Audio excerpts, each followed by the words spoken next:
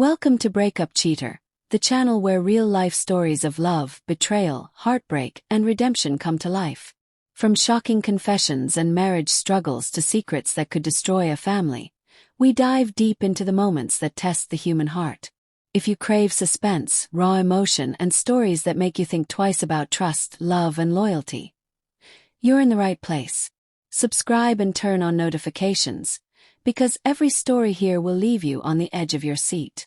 Have you ever said something in the heat of the moment, only to realize it could destroy everything you've built?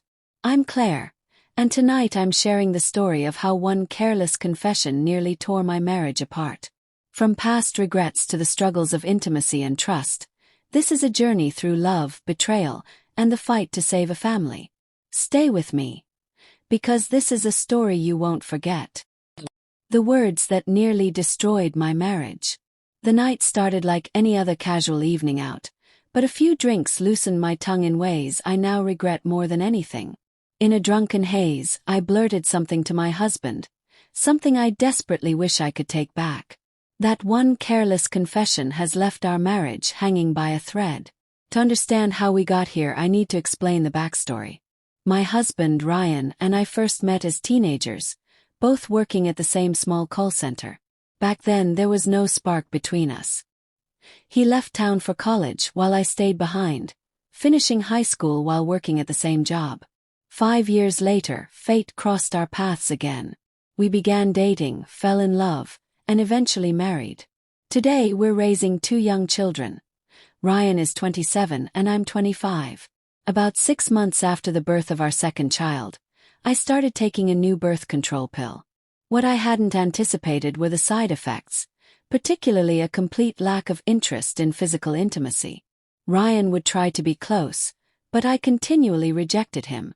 After 2 weeks of consistent rejection, he stopped initiating entirely. Frustrated by his withdrawal, I confronted him one evening, sharply demanding to know why he had stopped trying to connect with me. Not long after, we went on our first real date night since the baby was born, stopping at a local bar for a few drinks. The alcohol loosened my tongue in ways I now regret. I admitted to Ryan that I felt a strange guilt, as if I had been unfaithful to him, even though I hadn't. Concerned, he urged me to explain. Drunkenly, I told him about a dream I'd had the previous week, involving a former coworker from our call center days, a man named Jason. In the dream, Jason confessed his feelings for me, and embarrassingly, I returned them. To make matters worse, I pulled out my phone and began scrolling through Jason's social media profile in front of Ryan, commenting on trivial posts and even critiquing another woman's appearance in one of his photos. I didn't stop there. I shared memories of a brief romantic moment Jason and I had years ago, back when Ryan had left for college. I recalled how Jason would tease me in Ryan's presence, and I described a single charged encounter when Jason had pinned me against a wall, confessing how exhilarating it felt in a moment of utter foolishness. I even admitted, foolishly, that I brought this up because I longed for Ryan to spark that same intensity in me.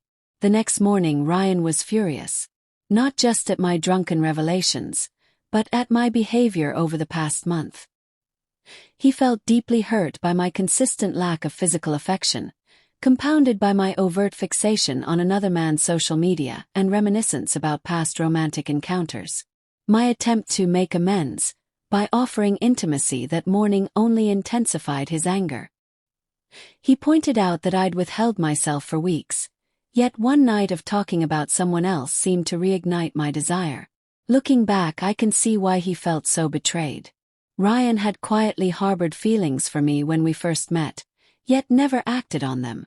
Over the past 6 months, our marriage has been punctuated by fleeting moments of normalcy, but my careless words keep resurfacing, sparking arguments.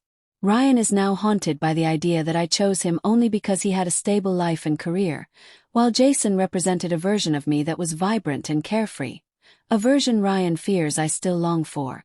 Whenever Ryan brings up the past, he obsesses over Jason's connection to a younger, more passionate me. He feels burdened by marriage, parenthood, and responsibilities, while believing I once shared excitement with someone else.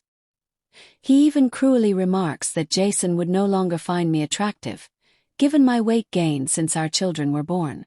I've tried to reassure him repeatedly that Jason is long gone from my heart and mind.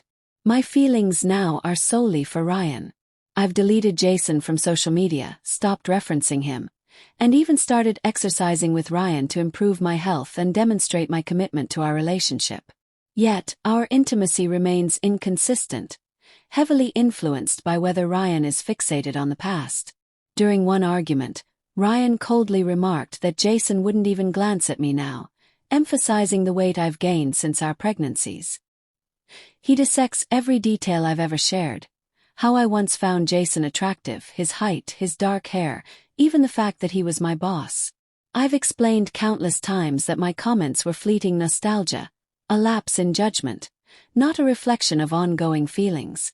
But small triggers, like a single social media interaction, can still ignite major conflict. Even now, Ryan asks whether I still fantasize about Jason or find him attractive. I reassure him repeatedly, but the wounds run deep. No matter what I say or do, it never seems enough. I just want to rebuild the closeness we had before this rift destroyed our connection. The tension between us reached a breaking point one evening. I stood, arms folded, voice sharp. "So, you're turning this on me now?" Ryan sank into a chair, his face heavy with exhaustion, twisting the cap off his water bottle before speaking. Imagine needing to disappear for a day just to find some peace. Picture that. My throat tightened, but I tried to conceal it. "Don't try to flip this around. I see what you're doing. Playing the victim to make me feel guilty." He leaned back, expression unreadable. "All these years, I thought my job was to protect you from life's pressures. I never imagined I'd need protection from you." Silence hung thickly between us. I struggled, finally whispering, "Are you done?" Ryan nodded slowly, standing with deliberate heaviness. "Yeah, I'm done." Without another word, he retreated to the bedroom, leaving me frozen as his words echoed relentlessly. That night, sleep was impossible. I lay scrolling aimlessly through my phone until I stumbled upon a video of a relationship expert discussing why men retreat into silence. "Men carry their burdens quietly," he said. "They don't ask for help, they retreat." I rolled my eyes, but the words lingered. The next morning, Ryan was gone. No note, no message. Just an empty driveway.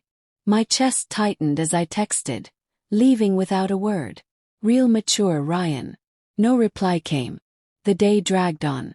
Logan, our 6-year-old, tugged at my sleeve. "Mommy, can you tie my shoes?" "Not now, Logan," I snapped, barely looking. Emma, our 9-year-old, wailed from the next room. "I can't find my tablet."